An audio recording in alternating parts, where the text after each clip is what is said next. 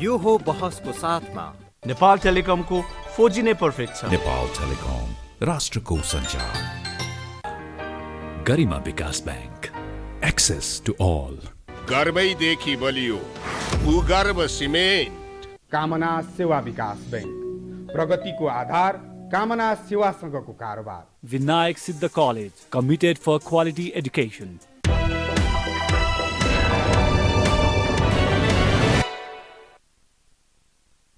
नमस्कार, यो बहसमा म यहाँहरूलाई हार्दिक स्वागत गर्दछु। जीवराम भण्डारी। आज यहाँहरू सामुन्ने उपस्थित हुनुहुन्छ डाक्टर केबी रोकाया। उहाँ नेपाल बौद्धिक मञ्चका अध्यक्ष हुनुहुन्छ।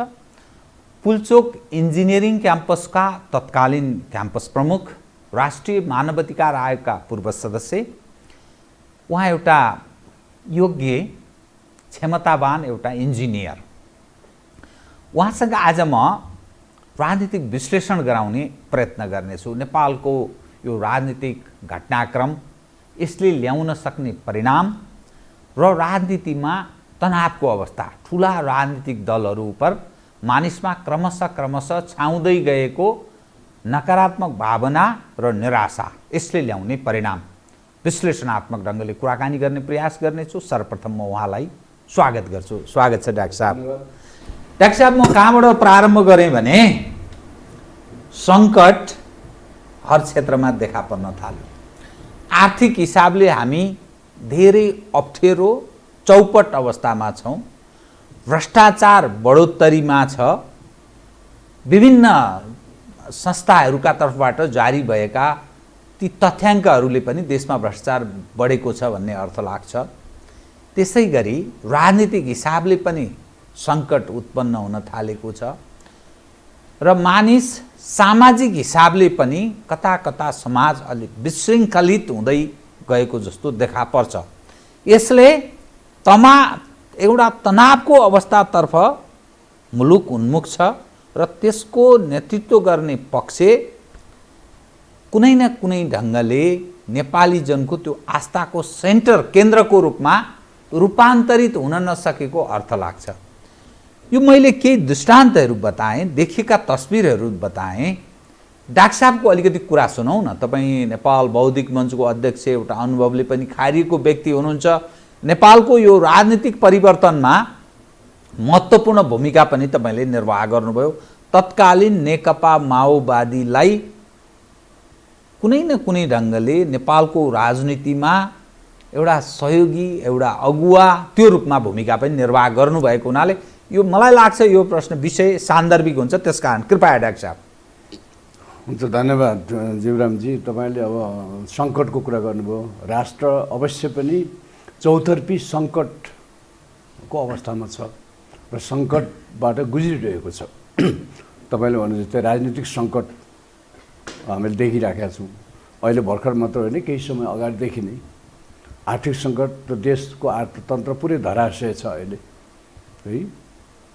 र देशको बजेटको सम्पूर्ण बजेट भनौँ न, कर्मचारीहरूको, प्रशासनको सुविधा र तलबमा मात्र खर्च गर्ने, बिनाको विकासको लागि कुनै पनि बजेट बाँकी नरहने अवस्था स्थिति छ। आन्तरिक स्रोतबाट, आन्तरिक जोबाट, बाह्य स्रोत पनि अहिले अब यो पेन्डेमिकले गर्दाखेरि, अहिलेको कोभिड-19ले गर्दाखेरि फेरि बाहिरको स्रोत पनि सुकिरहेको छ। त्यस्तो स्थिति छ। अब सामाजिक हिसाबले पनि समाज विखण्डित छ, उच्छृङ्खल बन्दैछ समाज र नैतिक धरातल भत्किँदैछ समाजको है। कुनै पनि नैतिक धरातलहरू देखिँदैनन् यहाँ। सामाजिक मूल्य मान्यताहरू, पारिवारिक मूल्य र मान्यताहरू ह्रास हुँदै गइरहेका छन् र अपराध नेपालमा नराम्रो प्रकारले अपराध र हत्या, हिंसा, बलात्कार बढिरहेका छन् र कोही पनि सुरक्षित छैन यहाँ हैन। नागरिकले सबभन्दा पहिलो कुरा मान्छेलाई त एउटा आफ्नो राष्ट्रप्रति गौरव गर्न पाउनुपर्ने एउटा नागरिकले खाने लाउने कुराहरू, स्वास्थ्य शिक्षाका कुराहरू अरू छँदैछन्। सबभन्दा पहिला मान्छेलाई त एउटा राष्ट्रप्रति गौरव गर्ने अवस्था हुनु पऱ्यो क्या। त्यसपछि आएर सुरक्षा है, निश्चिन्त रूपले आफ्नो काम गर्न पाउने, बिना डर, बिना भय, बिना त्रास, राति सुत्न पनि पाउनु पऱ्यो। अहिले त मान्छेहरू सुरक्षा साथ शान्तिसँग सुत्न पनि नपाउने स्थिति छ। अहिलेको सामाजिक जुन अपराध बढिरहेको छ, त्यसले गर्दाखेरि देश चाहिँ तपाईँले भने जस्तै चौतर्फी सङ्कटबाट अगाडि गइरहेको छ। यो के को कारण, यो को जिम्मेवार, कसका कारण यो अवस्था सिर्जना भयो? यसको त प्रमुख रूपमा राजनीति नै यसको जिम्मेवार, प्रमुख जिम्मेवार भयो भन्ने लाग्छ। विशेष गरी 7 सालदेखि यताको राजनीति है। र मैले भन्ने गरेको छु बारम्बार, तपाईँसँगै पनि पहिला भने होला मैले, नेपालको 7 सालदेखि यताको राजनीति आजसम्म आइपुग्दाखेरि देशको लागि भएन त्यो राजनीति है, जनताको लागि भएन। देश केन्द्रित, राष्ट्र केन्द्रित, जनता केन्द्रित भएन त्यो राजनीति। र त्यो हामी नेपालीहरूले नै ल्याएको परिवर्तन पनि भएन। आज त सबै छर्लङ्ग हुँदैछ सबै हैन।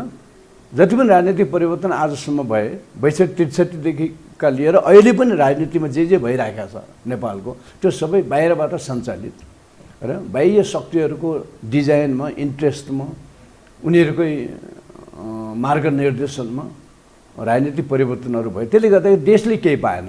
तर मानिसहरू जो हाम्रो समाजका जो कथित अगुवा हौँ भन्ने छन्, ती मानिस त्यो कुरा स्वीकार्न तयार छैन। यो उत्कृष्ट यो परिवर्तन भयो, यसले समाज परिवर्तित हुन र समृद्ध हुन सम्भव छ, सर्वाधिक उत्कृष्ट प्रकृतिको यो सिस्टम हो, यो दाबी गर्छन्।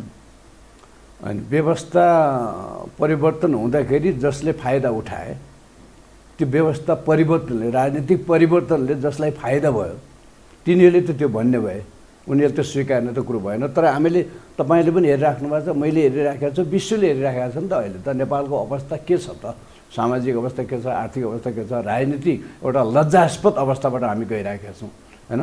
एउटा 2/3 सरकार हामीसँग छ, तर पनि सरकारले केही पनि गर्न सक्दैन जनताको लागि, राष्ट्रको लागि। सत्तासीन पार्टी आफैमा विभाजित छ र दुईटै पक्ष सडकमा हैन जनशक्ति प्रदर्शन गर्ने अवस्थामा छ। देशको अवस्था, देशका समस्या, जनताका समस्याहरू त कहाँ गए, हराएर गए नि त तिनीहरू त। अहिले त राजनीतिक दलहरूको बिचको र सत्तासीन दलको भित्र चाहिँ तपाईँको सत्ता सङ्घर्ष है नै प्रमुख एजेन्डा बनेको छ अहिले है। मिडियाले पनि त्यही कुरा बोलिरहेका छन्, सबैले त्यही कुरो नै गरिरहेका छन्। तर देशको एजेन्डा, जनताको एजेन्डा, राष्ट्रको एजेन्डा त पुरै चाहिँ हराएर गएको छ। त्यो रेफ्री बिनाको खेल जस्तो भयो यो राजनीति। एकदम त्यो कसरी त्यो अनुकूल बनाउन सकिन्छ बताइदिनुहोस् त। किनभने तपाईँले भनेको कुरामा मलाई धेरै विमति जनाउनु छैन। त्यो के कारण यो स्थिति भयो र कसरी अनुकूल बनाउन सकिन्छ, सम्भव छ भन्ने यो महत्त्वपूर्ण विषय हुन सक्छ। कसरी यस्तो भयो भन्ने कुरालाई नै अलिकति व्याख्या गरौँ जस्तो लाग्यो मलाई। कृपया। 7 सालदेखि यता जब प्रमुख रूपमा सुरु भएको यो प्रक्रिया, राष्ट्र कमजोर हुने प्रक्रिया हैन। 7 सालदेखि यताको हरेक परिवर्तनपछि देश कमजोर, राष्ट्रियता कमजोर भइरहेको छ र जनताहरूको जनजीवन चाहिँ तपाईँको नाजुक हुँदै गइरहेको छ। हरेक परिवर्तन पछाडि राम्रो हुनुपर्ने र राम्रो होला भनेर जनताले चाहिँ साथ दिए नेताहरूलाई, राजनीतिक दलहरूलाई, अनि परिवर्तन पनि आयो। तर त्यसले जनताले केही पनि पाएन, राष्ट्रले पनि केही पनि पाएन। अनि एउटा मलाई के लाग्छ भने 7 सालदेखि यताको सबै राजनीतिक परिवर्तनहरू व्यवस्था केन्द्रित भयो। एउटा त बाहिरबाट सञ्चालित भयो भन्ने मैले अघि नै भने तपाईँले, नेतृत्व पङ्क्ति है, नेतृत्व पङ्क्ति बाहिरबाट सञ्चालित भयो। त्यो राजनीतिक परिवर्तन नै बाहिरबाट भयो है, बाहिरबाट भयो। अर्को कुरो त्यहाँ के भयो भने परिवर्तन के को लागि त भन्दाखेरि परिवर्तन एउटा व्यवस्थाको लागि, सिस्टम केन्द्रित भयो। जस्तो 7 सालभन्दा अगाडिको आन्दोलन के हो त प्रजातन्त्र ल्याउने भन्ने भयो क्या। देश कस्तो बनाउने, राष्ट्र कस्तो बनाउने, कस्तो समाज निर्माण गर्ने, जनताहरूलाई कस्तो खालको सुविधा दिने भन्नेमा केन्द्रित भएन। त्यो प्रजातन्त्र भन्ने शब्दमा केन्द्रित भयो क्या। त्यो प्रजातन्त्र ल्याउने भयो, जनताहरूले पनि अब नबुझिकन के हो प्रजातन्त्र ल्याउने भने सबैजना होमिए है, प्रजातन्त्र त ल्याइयो है, प्रजातन्त्र। त्यसपछि आएर अनि पछि के भयो त बहुदलीय व्यवस्था, अनि फोकस के भयो त बहुदलीय व्यवस्था, बहुदल निर्दलका कुराहरू भएर बहुदलीय व्यवस्था ल्याउने भने त्यहाँ पनि फेरि समाजको बारेमा छलफल भएन है। हामी कता जाने त्यसको बारेमा छलफल भएन। हाम्रो कस्तो राष्ट्र कस्तो बनाउने त्यसको बारेमा छलफल भएन। हाम्रा चुनौतीहरू के हुन्, हाम्रा समस्या के हुन्, हाम्रा प्राथमिकताहरू के हुन् भन्ने बारेमा छलफल भएन। बहुदलीय व्यवस्था ल्याउने भन्ने भयो क्या। त्यो ल्याएपछि के हुन्छ भन्ने पनि जनतालाई थाहा छैन। यो बहुदलीय व्यवस्था भने के हो पनि जनतालाई थाहा थिएन नि त है। त्यो बहुदलीय व्यवस्था आयो 46 सालमा, तर त्यसले पनि केही पनि गरेन। त्यसपछि फेरि के भयो त, माओवादीहरूको जनयुद्ध सुरु भयो होइन। अब गणतन्त्र, त्यसपछि आएर गणतन्त्र स्थापना गर्ने भन्ने भयो, गणतन्त्रमा फोकस भयो क्या। माओवादी जनयुद्ध सुरु भयो, त्यसमा तपाईँले पनि सहयोग गर्नुभयो। मैले पनि केही सहयोग गरेँ है। माओवादी जनयुद्ध सुरु हुनमा त मेरो चाहिँ केही भूमिका थिएन, तर माओवादीहरूलाई सेफ ल्यान्डिङ गर्न र उनीहरूलाई शान्ति प्रक्रियामा ल्याउनको लागि र उनीहरूलाई अन्तर्राष्ट्रिय स्तरमा राजनीतिक त्यो एउटा कवच होइन, किन आतङ्ककारी भनेर चिनिएका होइन, चिनिएको नेकपा माओवादीले राजनीतिक स्वरूप दिन, अथवा राजनीतिक चरित्र दिन, अथवा राजनीतिक एउटा शक्तिको रूपमा प्रस्तुत गर्ने मैले काम त गरे हो। त्यो हिसाबले मैले त्यो के ठिकै गर्नुभयो कि अलिक के गरिएछ भने जस्तो नि लाग्यो कि के लाग्यो तपाईँलाई अहिले चाहिँ सम्झेर, त्यो फर्केर त्यो विगत सम्झँदा? मलाई त होइन, नगरेको कुराप्रति कुनै खासै पछुतो छैन, किनभने धेरै मान्छे मर्थे। यदि चाहिँ माओवादी जनयुद्ध निरन्तर अगाडि बढिरहेको भए, शान्ति वार्ता नभएको भए के हुन्थ्यो त, त्यहाँ भने धेरै मान्छेहरू मर्थे, युद्ध त अझै जारी रहन्थ्यो, अगाडि बढिरहन्थ्यो। त्यसबाट राज्यतर्फबाट पनि धेरै मान्छेहरू मर्थे, माओवादीहरूले पनि धेरै मान्छे मर्थे, र अन्तर्राष्ट्रिय शक्तिहरूको त्यस बेलाको योजना के थियो भने माओवादीलाई सिद्ध्याउने भन्ने थियो होइन। माओवादीलाई सिद्ध्याउनुपर्छ भन्ने थियो। अब माओवादीलाई सिद्ध्याउने, यदि सिद्ध्याए पनि के हुन्थ्यो भने लाखौँ मान्छेहरूको हत्या गरेपछि मात्रै माओवादीहरू सिद्धिन्थ्यो होला होइन। त्यस कारणले गर्दाखेरि त्यो हत्या हिंसा रोकेर होइन, शान्तिपूर्ण हिसाबले समस्याको समाधान गर्ने, शान्ति स्थापना गर्ने भन्ने भयो। त्यो त कुनै नराम्रो कुरो थिएन, त्यो त शान्तिको लागि। त्यसो भने त उपलब्धि नै भएछ नि त, सबै समग्रमा शान्ति स्थापना भयो, मान्छे मर्ने मारिने क्रम रोकियो, यस हिसाबले राजनीतिक स्थापना भयो। फेरि यो यहाँनिर हामी यो कुरा नबुझौँ कि माओवादी जनयुद्धभन्दा अगाडि शान्ति थिएन, अनि माओवादी जनयुद्धले चाहिँ शान्ति ल्यायो भन्ने होइन। फेरि माओवादी जनयुद्ध भइसकेपछि शान्तिको आवश्यकता भयो नि त। देशमा त युद्ध भयो, दिनदिनै मान्छेहरू मारिन्, त्यो देश तहस नहस थियो। त्यस कारणले गर्दाखेरि त्यसलाई त्यो द्वन्द्वलाई व्यवस्थापन गरेर त्यो हत्या हिंसाको चाहिँ अवस्थालाई रोकेर चाहिँ नेपालमा शान्ति ल्याउने भन्ने भयो क्या। तर त्यसलाई मैले सकारात्मक रूपमा लिएको छैन। त्योभन्दा अगाडि शान्ति थिएन, अनि माओवादी जनयुद्धले शान्ति ल्यायो होइन, जनयुद्ध भएपछि शान्तिको आवश्यकता भयो। त्यस कारणले त्यो मान्छे धेरै नमरुन् होइन, नेपाली जनता धेरै नमरुन्, र नेपाल सरकार, तत्कालीन राजनीतिक दलहरू नेकपा माओवादीको बिचमा वार्ता होस् है, र वार्ताद्वारा नै एउटा समस्याको समाधान, एउटा राजनीतिक निकास निस्कोस् भन्ने हिसाबले त्यो प्रयास गरियो। त्यस अनुरूपकै राजनीतिक निकास होइन त? गणतन्त्र, सङ्घीयता, धर्मनिरपेक्षता, संविधान सभाको निर्वाचन 2 पटक, अनि प्रक्रियागत हिसाबले जनताको मत लिएर स्थानीय तहदेखि प्रदेश हुँदै सङ्घसम्म अर्थात् केन्द्रसम्मको सरकार बनेको, त राजनीतिक हिसाबले त स्थिरता भयो भने त अब विवाद के रह्यो र? होइन, त्यो प्रक्रिया त अगाडि बढ्यो। तपाईँले भने जस्तै शान्ति प्रक्रिया भयो, संविधान सभाको निर्वाचन भयो, तर संविधान त बनेन। फेरि पहिलो संविधान सभाले त्यो किन त्यसबारेमा हामीले धेरै बहस र छलफल गरेनौँ भन्ने मलाई लाग्छ है। जनतालाई पनि हामीले उत्तर दिएका छैनौँ।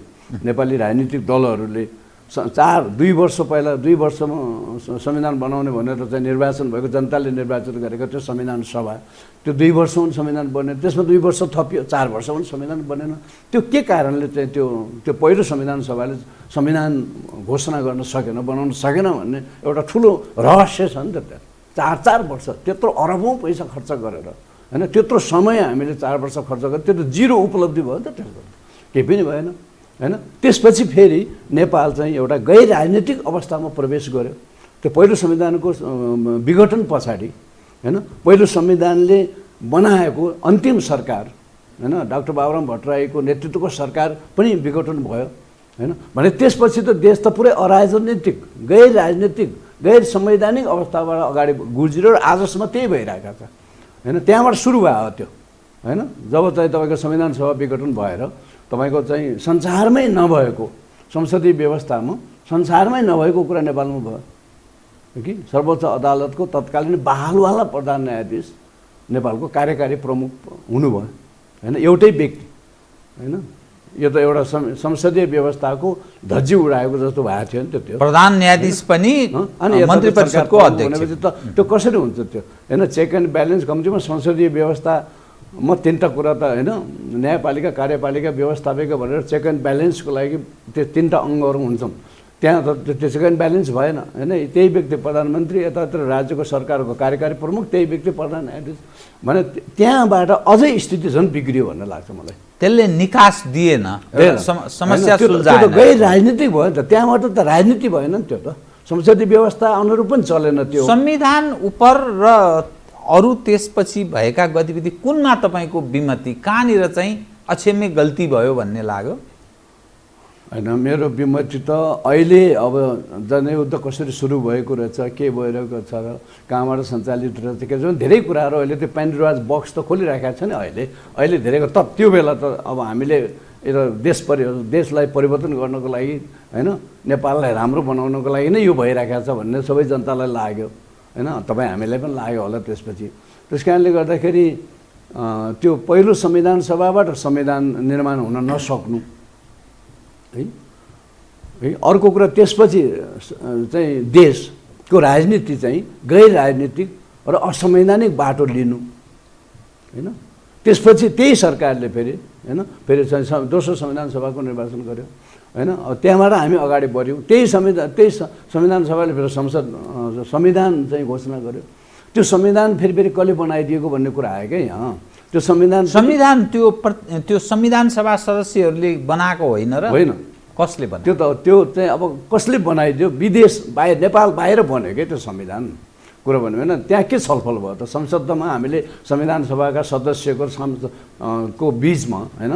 सभासदहरूको बिचमा ठुलो घमासान छलफल भएको त हामीले देखेनौँ नि होइन 2-4 जना नेताहरूले होइन जे निर्णय गर्यो त्यसैमा ताली बजाए उनीहरूले औपचारिकता पुरा गरेर संविधान आयो भन्ने त देखावटी पुरा भयो होइन अब त्यस बेला भएका कतिवटा कुराहरूमा त्यो बेलाको तपाईँको चाहिँ त्यो प्रधानमन्त्री राष्ट्र प्रमुखै हुनुहुन्थ्यो गिरिजाप्रसाद कोइराला नेपाली काङ्ग्रेसका कति चाहिँ तपाईँको नेताहरू हामीलाई के भयो यो संविधानमा के कुराहरू लेखिए त्यही पनि हामीलाई थाहा भएन हामीलाई जस्तो धर्मनिरपेक्षताकै कुरा त पछि आएर धर्मनिरपेक्षता पहिला थिएन पछि कहाँबाट त्यहाँभित्र घुसाइएछ भने यस प्रकारले चाहिँ तपाईँको एउटा केटाकेटीको खेल जस्तै होइन संविधान चाहिँ बन्यो क्या त्यही भएर सबै राजनीति बाहिरबाट सञ्चालित भयो राजनीतिक परिवर्तनहरू बाहिरको डिजाइनमा भए र संविधान पनि नेपालीहरूको लागि र नेपालको लागि बनेन त्यो है त्यस कारणले यो संविधानले काम गर्न नसकेको आज देशको लागि जनताको लागि केही पनि गर्न सकिरहेको तपाईँको विमति चाहिँ के संघीयता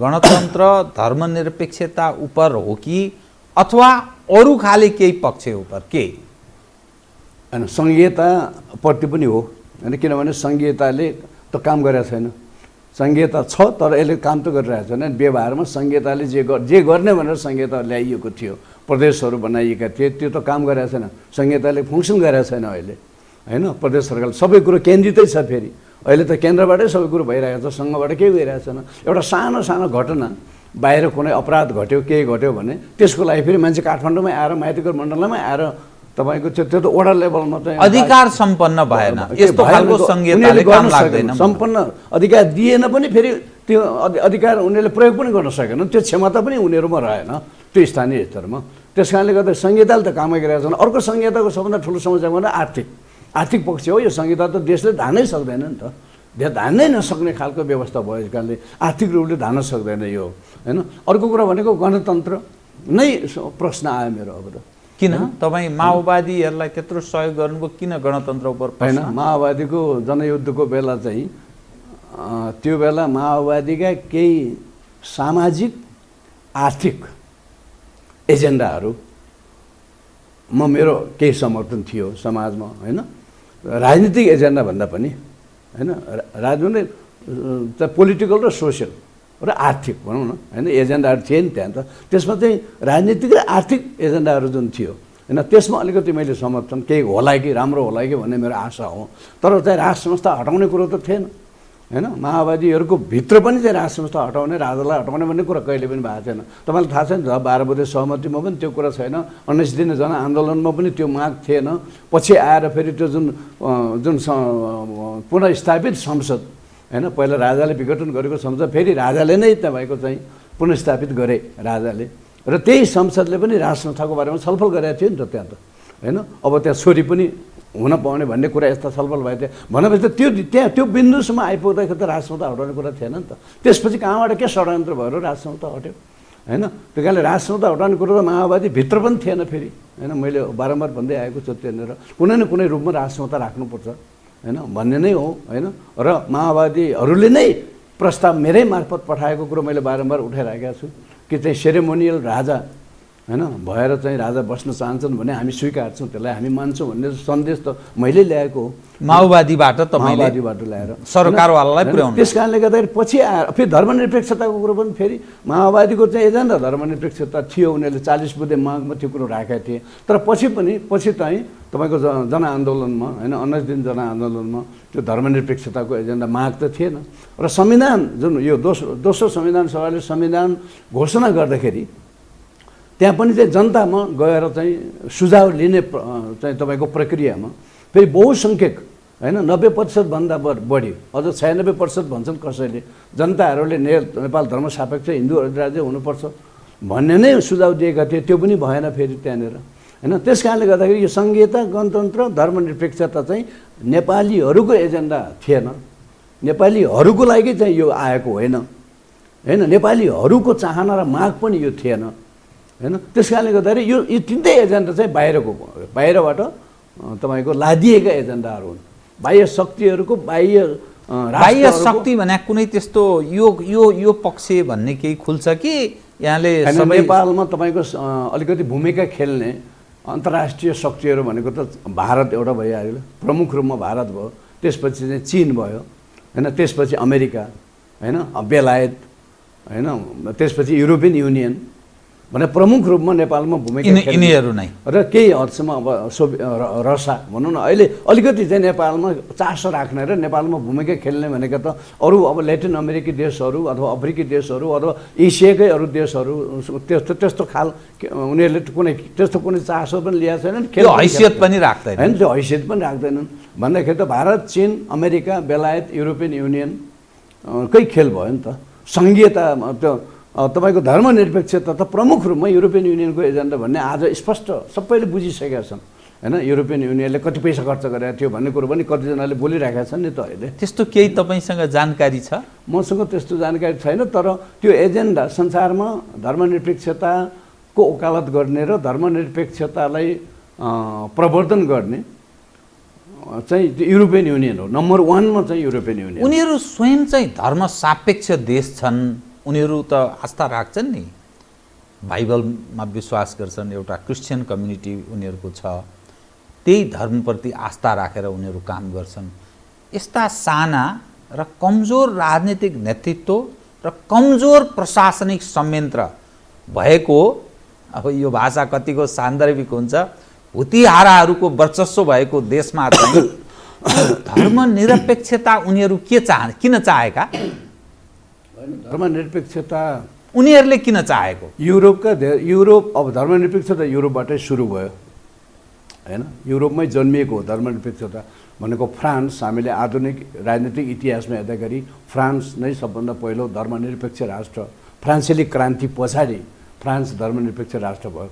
धर्मनिरपेक्ष भनेको त्यो बेला फ्रान्समा के थियो भने, धर्मनिरपेक्ष हुनुको अर्थ के थियो भने त्योको चाहिँ राज संस्था खत्तम गर्नु र त्यहाँको हिन्दू मतलब त्यहाँको चर्चको भूमिका अथवा धर्मको भूमिकालाई पनि गौण बनाउनु, त्यसलाई पनि गौण गर्नु अथवा त्यसलाई पनि हटाउनु भनेको चाहिँ राज संस्था र धर्म यो दुईटालाई हटाउनेमा नै फोकस भयो। फेरि त्यो यो फ्रेन्च मोडलकै कहीँ न कहीँ आएको थियो। त्यही हो नि, संसारभरि नै त्यही हो। फेरि धर्मनिरपेक्षता भनेकै फेरि धर्मको कुनै भूमिका नरहने भन्ने भयो।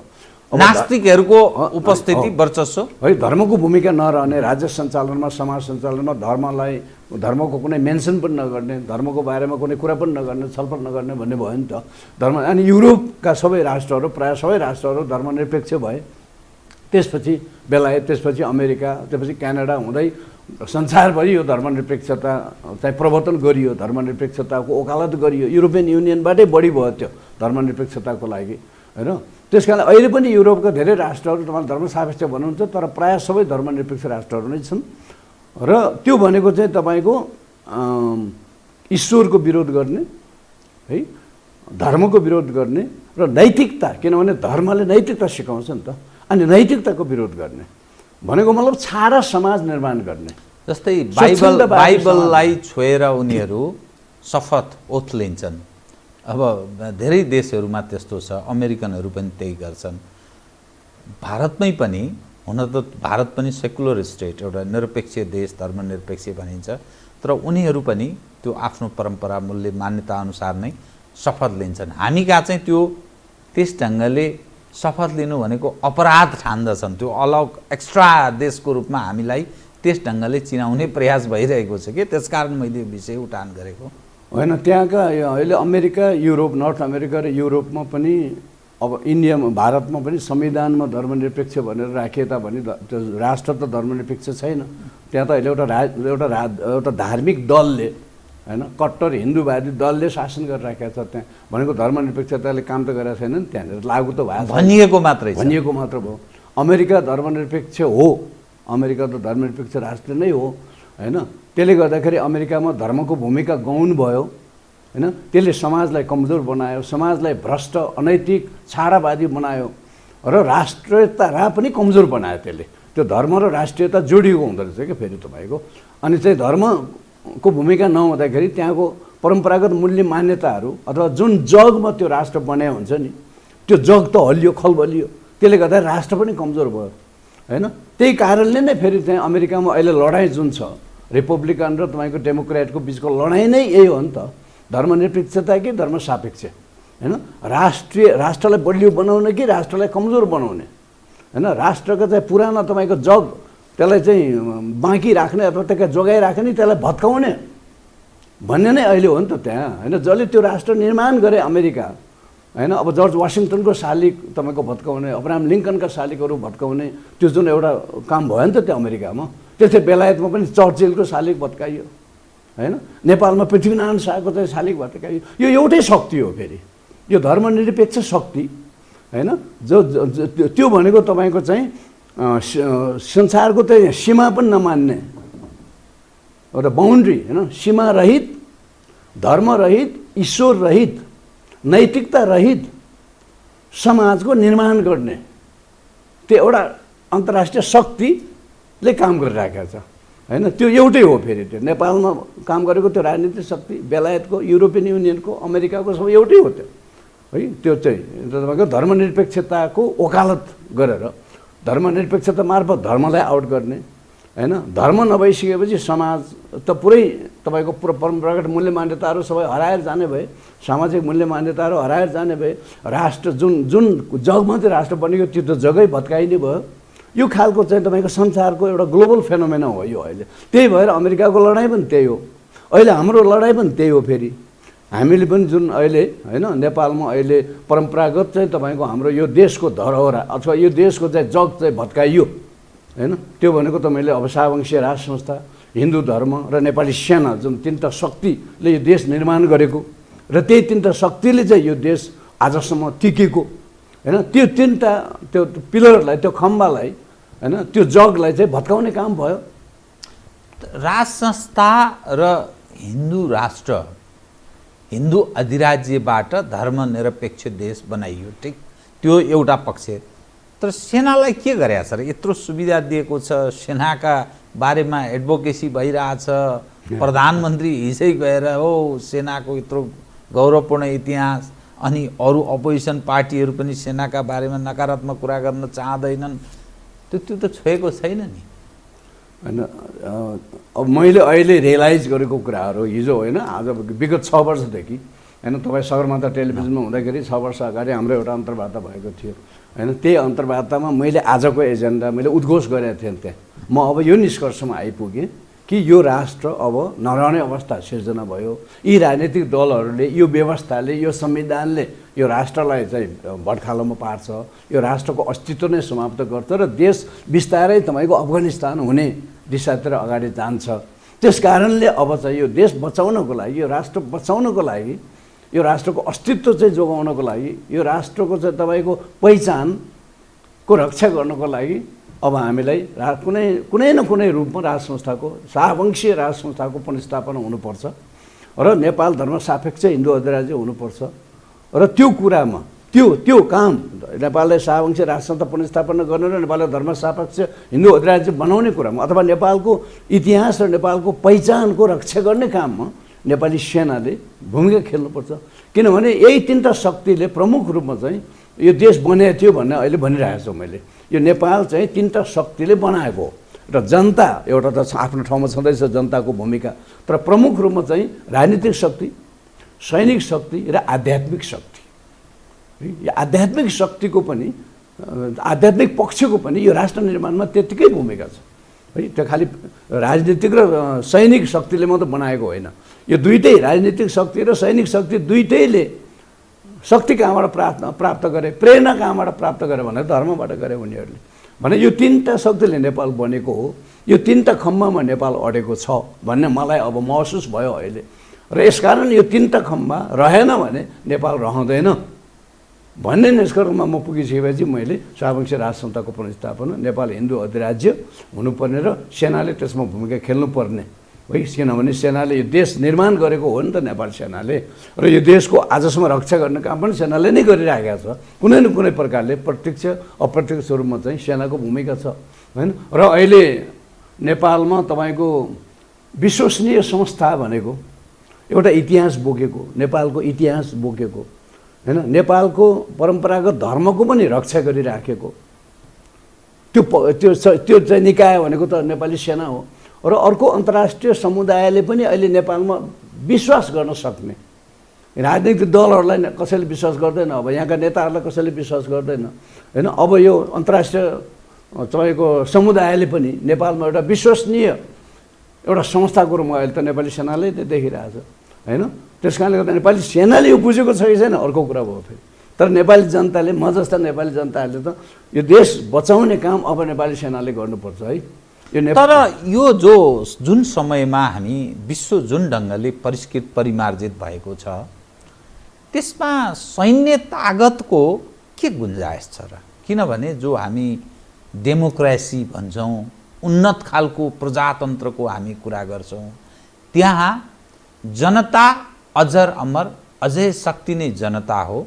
जनता नै निर्णायक हो, अरू भनेको हेल्पिङ ह्यान्ड, एउटा टुल्स मात्रै हुन्, सहयोगी एउटा टुल्स।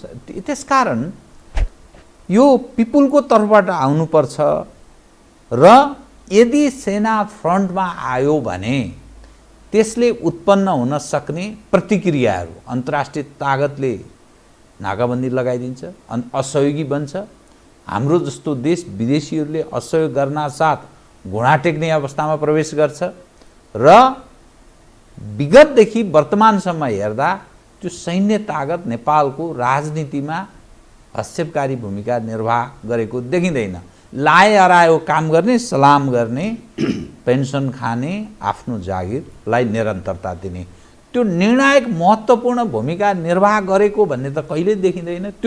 त्यो हदमा राजनीतिक परिवर्तनका लागि सहयोगी बाहेक यसले केही, किनभने भन्छन् नि सलामी, अझ त्यसमा अझ अगाडि बढ्दा मलामी, अझ अगाडि बढ्दा गुलामी, यो तीन चिज नेपालको समग्र सुरक्षा संयन्त्रको एक अर्काको परिपूरक, यसैमा मात्र यो बाँचेको छ भन्छ। त्यो त षड्यन्त्र हो नि त, बाह्य षड्यन्त्र हो नि त्यो त। त्यो चाहिँ मैले भने नि त राजनीतिक परिवर्तनहरू जो भए त्यो बाहिरबाट भए, बाह्य शक्तिको आडमा, बाह्य शक्तिको इन्ट्रेस्टमा र बाह्य शक्तिहरूको डिजाइनमा योजना चाहिँ राजनीतिक परिवर्तन भए। र त्यसले गर्दाखेरि जस्तो 7 साल पछाडि होइन नेपाली सेना तपाईँले भने जस्तो त होइन नि त, यो सेनाले नै देश बनायो होइन भने, नेपाल बनाएको हो नि नेपाली सेनाले, विगतको होइन बनाएको हो। त्यसपछि नेपाली सेनाले नै यो देशको रक्षा गरेको हो। फेरि होइन यो देशमा विभिन्न प्रकारका आक्रमण हुँदाखेरि नेपाली सेनाले नै बचायो। र नेपाललाई मात्र होइन, फेरि नेपाली सेनाले त संसारका धेरै राष्ट्रहरूलाई सहयोग गरेको छ नि त। कसैलाई पनि संसारमा अप्ठ्यारो पर्दाखेरि, फ्रान्सलाई अप्ठ्यारो पऱ्यो भने नेपाली सेनाकै सहयोग चाहिन्छ, जापानलाई अप्ठ्यारो पऱ्यो भने नेपाली सेनै चाहिने, भारतलाई पनि तपाईँको अप्ठ्यारो पऱ्यो बेला नेपाली सेना नै चाहिने। त्यो त एउटा नेपाली सेना त त्यो बेला एउटा शक्तिशाली थियो नि त। मैले त्यसमा विगतमा पनि हो, पछिल्लो समयमा शान्ति स्थापनार्थ पनि उसले खेलेको भूमिका राम्रो छ कि। तर मैले भनेको जुन अवस्थामा विश्व प्रवेश गरेको छ, यस्तो अवस्थामा कसरी यसले भूमिका खेल्न सक्छ? यसको आफ्नो लिमिटेसन छ राजनीतिक तृष्णा पनि छैन, लायर आयोग बाहेक यसले केही काम गर्न जानेको पनि छैन। अनि सुरक्षित नेपाल हुने कुरा एकजना मानिसलाई मैले सोधेको थिएँ, जिन्दगी कसरी चलिरहेछ मैले सोधेँ, उनी मलाई जवाफ दिन्छन्, कसैले नमारिदिएर मार्न मलाई कसैले नचाहेर म बाँचेको छु, चाह्यो भने कुनै पनि बेलामा मारिन सक्छु, किनभने यहाँ राज्यले कुनै मेरो जिम्मेवारी लिँदैन, शान्ति सुरक्षा कायम छैन। त्यसै गरी हाम्रो देश पनि कसैले केही नगरिदिएर बाँचेको छ, कहाँ यहाँको कुन तागतले बचाएको भनेर मान्ने, अरूले आवश्यकतै ठान्दैनन् त्यसकारण बाँचेको छ भन्ने मान्यता राख्छन् धेरै जसो मानिस। होइन यो 7 साल पछाडिको त्यो अवस्था आयो होइन। नेपाली सेनालाई तपाईँले भने जस्तो बनाइयो होइन, 7 सालबाट नै नेपाली सेनाको आधुनिकीकरण रोकियो नि त। त्यस पछाडि त नेपाली सेनाको आधुनिकीकरण भएन, त्यसको चाहिँ होइन जुन प्रकारले चाहिँ सेनामा पनि चाहिँ तपाईँको परिवर्तन हुँदै एउटा उसलाई पनि एउटा चाहिँ इक्विप बनाउने कुरा जुन थियो आधुनिकीकरण होइन, त्यो आधुनिकीकरण अस्त्रसम्म त्यो त षड्यन्त्र त्यहाँ भयो नि त।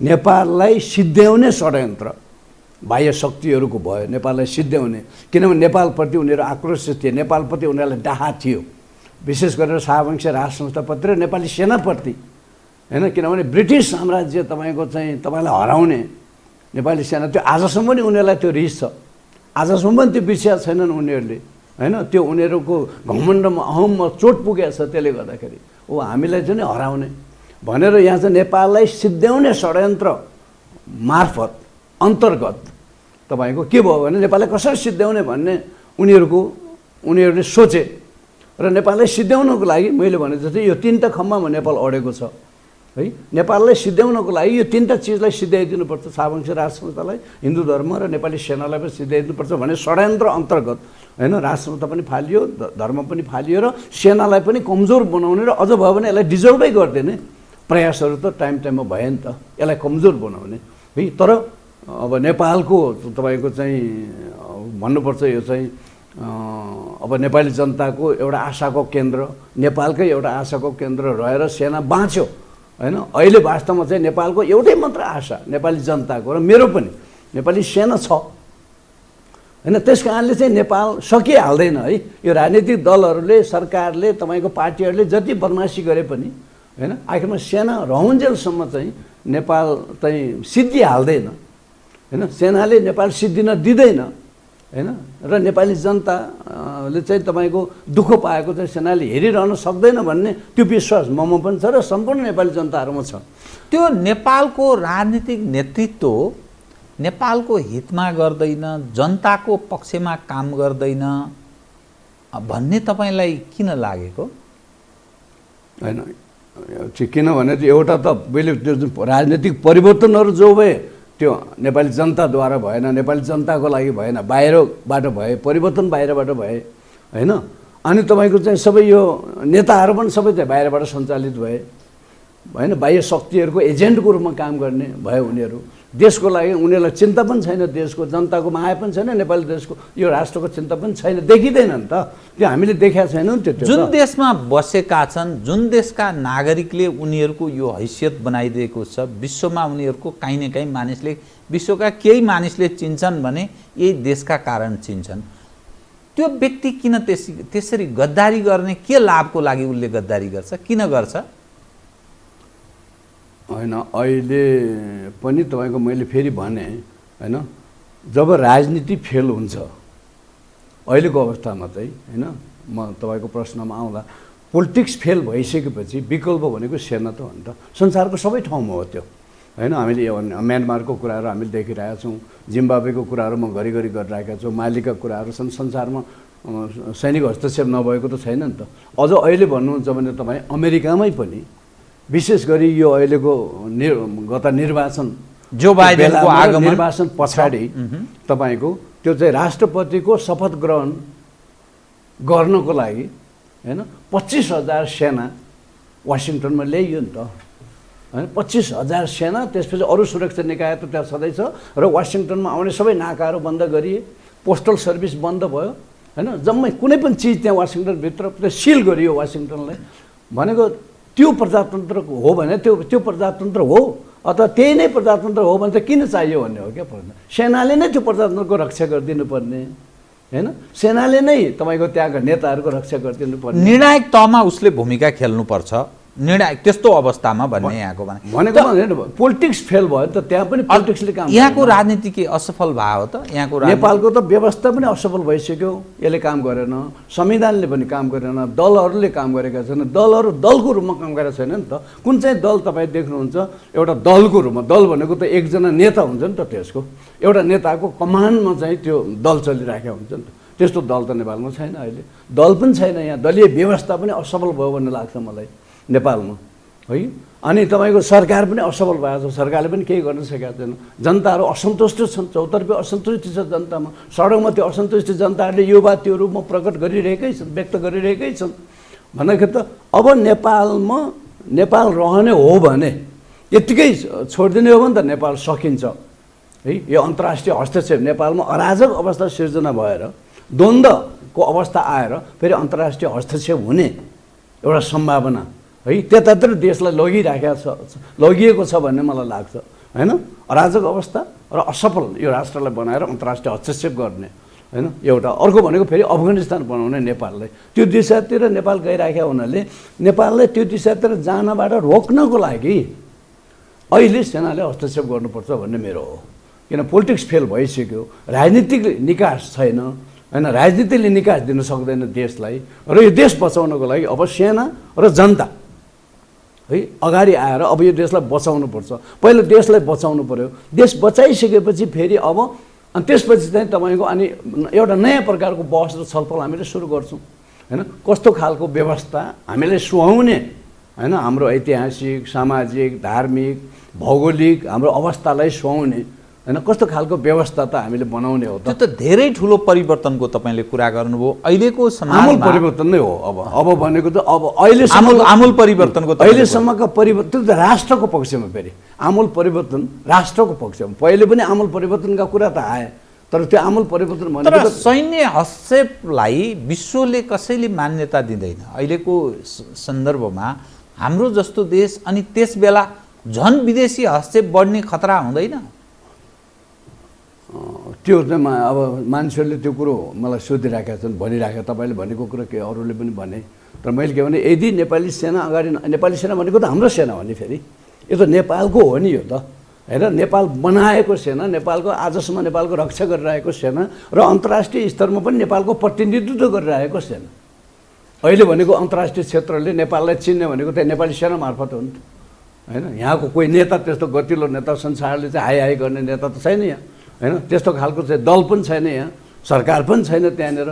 भनेपछि त अहिले पनि फेरि विश्वले पनि अलिकति डिलिङ गर्ने निकाय र शक्ति भनेको त सेनै हो फेरि अहिले हैन। तपाईँ अब म कार्यक्रमको अन्त्यतिर आएँ कि यो नेकपाभित्रको विभाजन, पार्टीहरूमा एकअर्कामा बढेको अविश्वास र यो जुन राजनीतिक सङ्कट जुन देखिएको छ, यसको निकासको रूपमा चाहिँ तपाईँ एकदम संक्षिप्तमा 2 मिनटभित्रमा सक्दिनु त कृपया के बताउनुहोस् त।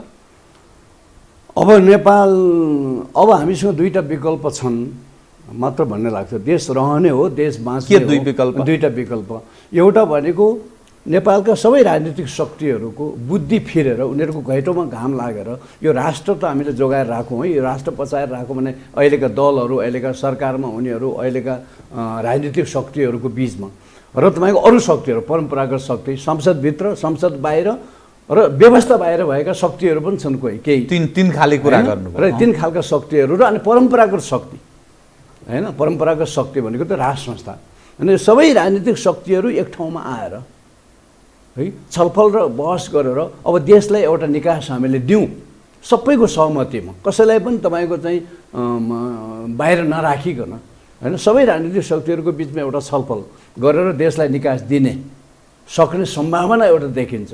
एक विकल्प। अब मलाई त्यसमा पनि फेरि सेनाले भूमिका खेल्नुपर्छ भन्ने मलाई लाग्छ। त्यसमा पनि सेनाले अब अहिलेको प्रधान सेनापतिज्यू र अहिलेको सेनाले सायद बुझ्या पनि होला है, आफ्नो महत्त्व बुझ्नु पऱ्यो क्या, आफ्नो गरिमा र आफ्नो महत्त्व र आफ्नो त्यो गौरव बुझ्नु सक्नु पऱ्यो नि। मलाई त सेना त सबैभन्दा ठुलो निकाय, राष्ट्रको सबैभन्दा शक्तिशाली निकाय भनेको सेना हो। अन्तिम अवस्थामा चाहिँ राष्ट्रलाई बचाउने, अन्तिम अवस्थामा देशलाई बचाउने सेनाले नै काम गर्ने हो।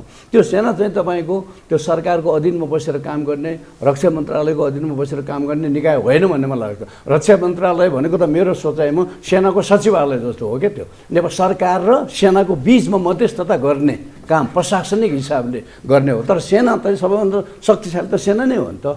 देश बर्बाद हुन लाग्दाखेरि बचाउने त सेना नै हो होइन। र नेपाली जनताले पनि सेनाबाटै आश गरिराखेका छन्। अहिले बुद्धिजीवीहरूले पनि सेनाबाटै आश गरिराखेका देखिन्छ अहिले। इभन त्यहाँ धार्मिक गुरुहरूले पनि एउटा सेनाकै कुरो गरिराख्नु भएको छ। अहिले देश बचाउनु पऱ्यो सेनाले भन्ने कुरो गरिरहेका छन्। त्यस कारणले गर्दाखेरि संसारमा भइराखेकै छ, नभएको कुरो होइन। अहिले संसारका सबै देशहरू कुनै न कुनै हालतले तपाईँको सैनिक शक्तिमै अडेका छन्।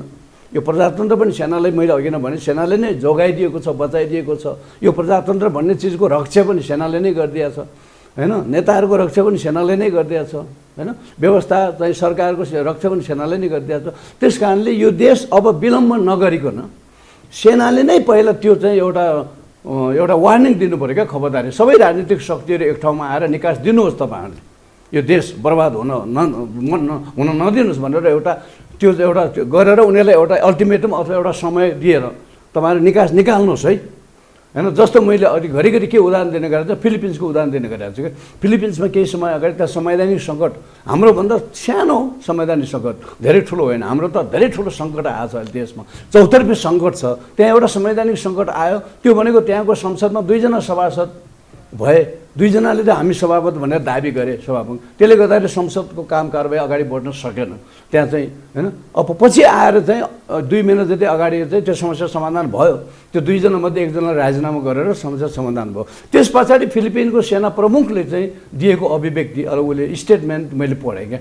उसले के भन्यो भने यो समस्या, यो संवैधानिक सङ्कट केही समय रहेको भए सेनाले हस्तक्षेप गर्न तयार थियो, सेना अलर्ट थियो, सेना तयार थियो, तर समस्या समाधान भयो, राम्रो भयो भने नेपाल सेनाले पनि त्यही किसिमले मैले यो नेकपाभित्रको विवादमा पनि त्यो गर्नु पर्थ्यो भन्ने मलाई लाग्छ। सेनाले तपाईँहरूको विवादको पछि देश कहिले अनिर्णयको बिन्दु बन्ने, यो तपाईँहरू चाहिँ तपाईँले भन्नुभयो 2टा, एउटा चाहिँ सबै पार्टीहरूमा एउटा घैँटोमा घाम लाग्नु पर्यो र उनीहरूले नै यो सबै पक्षलाई मिलाउने एउटा त्यो उनीहरूमा त्यसमा पनि सेनाले नै सद्बुद्धि आओस् है। त्यो हुनलाई पनि सेनाले सबै राजनीतिक शक्ति एक ठाउँमा आएर देशलाई निकास दिनुहोस् भन्ने एक। अर्को चाहिँ के होइन भने हामीले के गर्नुपर्ने हुन्छ, होइन भने त्यो पनि भन्नु पऱ्यो नि त। सेनाले नै त्यो भन्नु पर्यो भनेको सैनिक हस्तक्षेप। यो 2टा विकल्प छ। यो दुईको माझमा मझधारमा नेपाल छ। त्यसो भए यही हो र मलाई लाग्छ त्यो राजनीतिक सहमति हुने सम्भावना म कम देख्छु। किनभने यिनीहरूलाई देशको माया छैन, जनताको माया छैन, आफै स्वचालित छैनन्, यिनीहरू बाह्यबाट सञ्चालित छन्। त्यस कारणले त्यो पहिलो विकल्प होला भन्ने मैले एउटा सम्भावनाको रूपमा र विकल्पको रूपमा त मैले उठाएँ। त्यसमा पनि नेपाली सेनाले नै त्यो पहल गर्नुपर्छ भन्ने मलाई लाग्छ फेरि। र नेपाली सेनाले नै राजनीतिक शक्तिहरूलाई तपाईँहरू एक ठाउँमा आएर देशलाई निकास दिनुहोस् भन्ने एउटा सन्देश होइन र एउटा खबरदारी गराउनुपर्छ। यदि त्यसो हुन सकेन, त्यो हुन नसक्ने सम्भावना बढी छ फेरि, र सेना अगाडि आउनुपर्छ र देशलाई बचाउनुपर्छ। हस् डाक्टर साहब, धन्यवाद छ है। हुन्छ, तपाईँलाई पनि धेरै धन्यवाद। आदरणीय दर्शकवृन्द, उहाँ हुनुहुन्थ्यो डाक्टर केबी रोकाया, नेपाल बौद्धिक मञ्चका अध्यक्ष। समसामयिक विषयलाई केन्द्रमा राखेर गरिएको कुराकानी। म सहित मेरो सम्पूर्ण युनिटलाई कार्यक्रमबाट बिदा दिनुहोस् र यो हो टेलिभिजन हेर्दै रहनुहोला। नमस्कार।